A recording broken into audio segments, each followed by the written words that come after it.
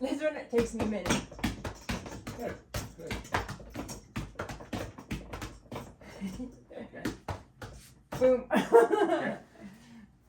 This pattern we call in and out. In, out. We're doing in,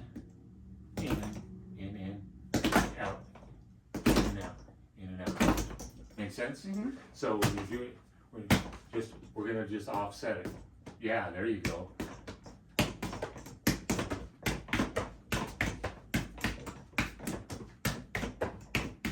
Okay. Now, whenever you do a hit, okay. So in, out. See, and there you go. Mm-hmm. Right.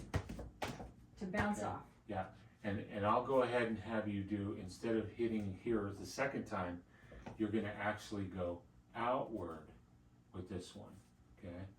So it's in, and this is gonna go to the shoulder as this is in, and then, there you go, just like that. There you go.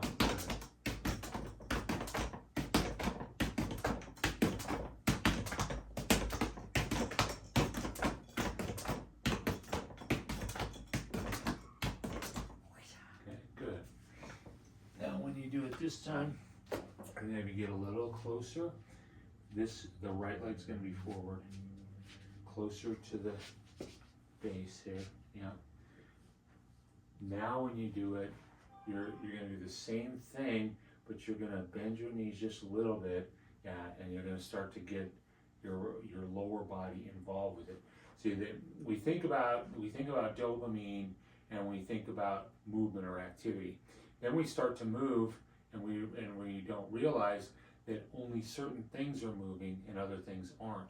And even if they're not moving, they should be stabilizing. And more what's going to happen in the lower body, especially at first, is going to be stabilization. So getting yourself in that nice solid stance, and then doing it and feel how you have to stabilize yourself in order to do those moves.